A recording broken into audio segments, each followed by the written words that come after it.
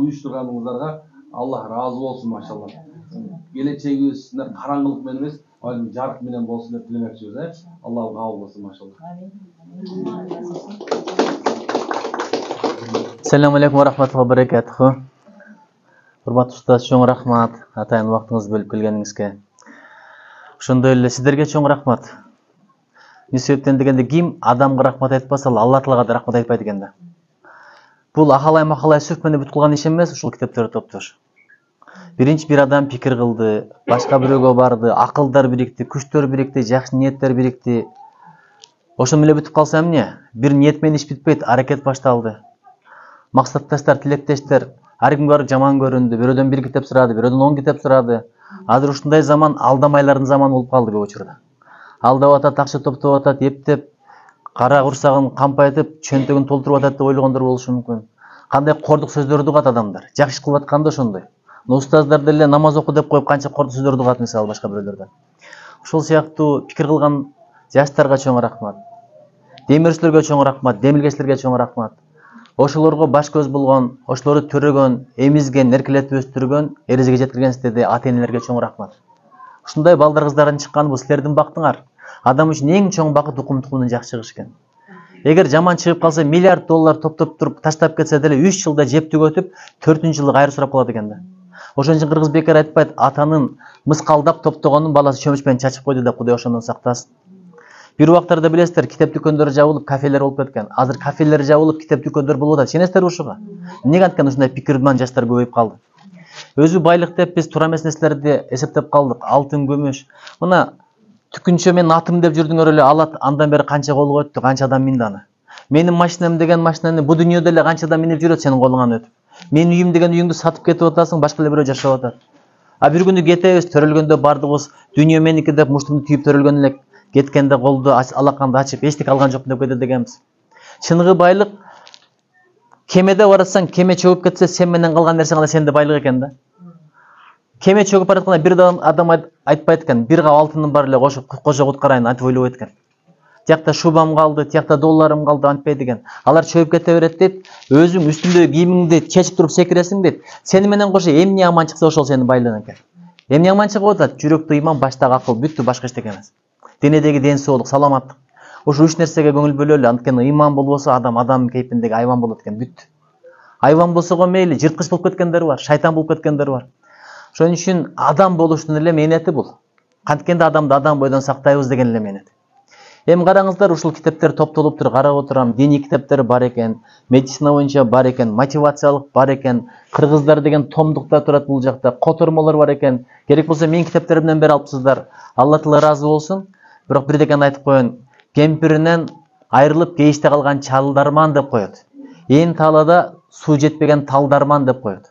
Жакшы кыз бир алкашка түшүп калса бул дарман. Жакшы жигит болбогон бир бейсаз, береке сайылга түшүп калса бул дарман. Анан эң чоң арман китептер ушунча топтолуп бирок ачылбас ошол арманды. Апалар, соткага көп кызыга бербеңиздер. Сотканын статистикасы ушундай экен, жаш бала жарым саатта 300 видео көрөт экен. Бирок бүткөндөн кийин сурасаң бир эсинде калбайт экен. Ушундай эмес экен.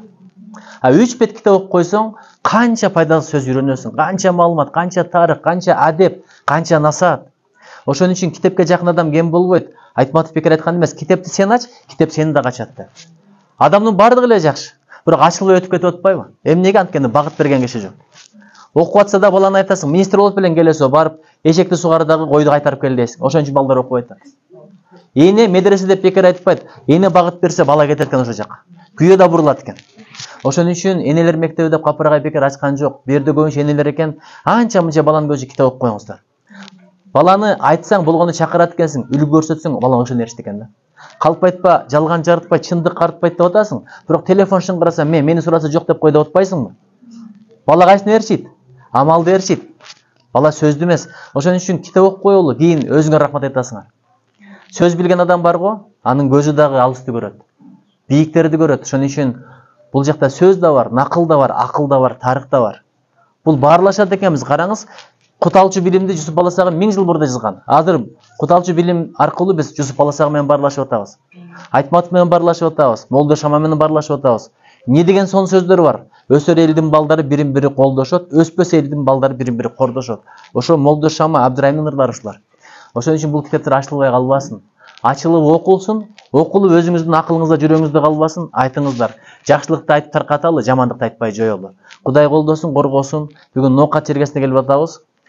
Аял алсаң ноокаттан, кыйналбайсың окаттан деген макалды билет элек.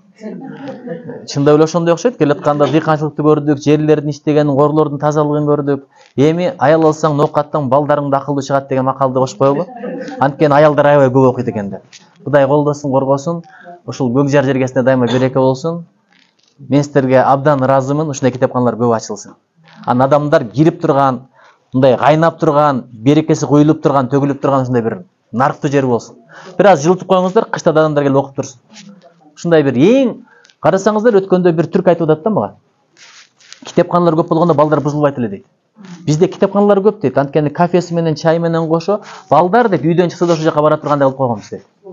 Эми карагыла, азыркы Кыргызстандын балдары сабактан 3-тө чыгат, үйүнө 6-га барат дейт. 6-га чейин барбаган жери жок дейт. Интернет, кафе, түнкү клуб, башка балекеттердин баарын барып, үйгө жаман сапаттарды алып барып атат дейт.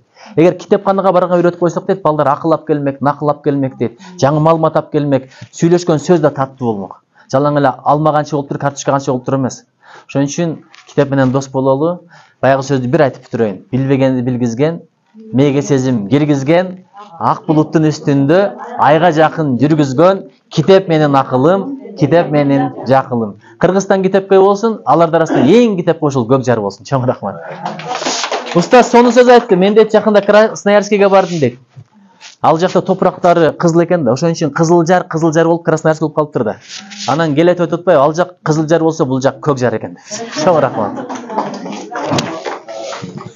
Алдыбызда турса ак жолтой, артыбызда турса самголдой болгон устаздарыбыз ата алсаң келип отурат. Ушул жака келгениңиздерге чоң ыраазычылык билдиребиз. Мындан 3 жыл мурун Мамбетсан Ибраев устазыбыз менен Нуржигит агай келип берген эле Көкжар жергесине. Арадан 3 жыл өттү, бүгүн келе атышат.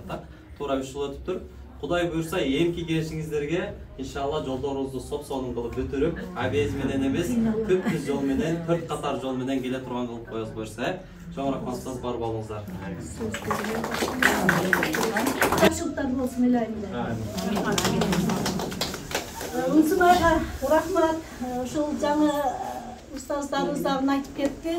Ушул ата-энесиге ушундай кызды тарбиялап чоңойтуп, ушул мектептен окуган, Көлжар мектебинде биздин мектепти аяктады. Жакшы мектепте дагы жакшы окуган. Эми мына чет мамлекетте дагы ушу сиздерди чакырып биз мына телефондордон, телевидениялардан көрүп атабыз да. Бизде бу жерде ушундай нерсе жок экен дагы, четте биздин кыздарыбыз, уулдарыбыз, мына сиздердин барган жерлериңиздерди биз көрүп жүрөбүз. Сыймыктанып ушу отуруп алып, үйдө отуруп алып да сүйүнөбүз да сиздер мененчи сыймыктанабыз. Илайым эле Кудайым ушу илимдин туу чокусуна жетип, ушул Алла Таалам колдоп, элибиз колдоп, ушу кыздарыбызды да колдоп, ушул китепканабыз ак жолдой болуп, чоң бир мына ушу кафе ресторандардай көлөмдөгү чоң китепкана болуп айланып кетишине, элибиз мына жаңы келечектеги муундар дагы ушул илимге сугарылып бир жакшы инсандар чыга беришиге тилектешпиз. Жалпы энелердин атынан ушул каалоодо айтып кетти.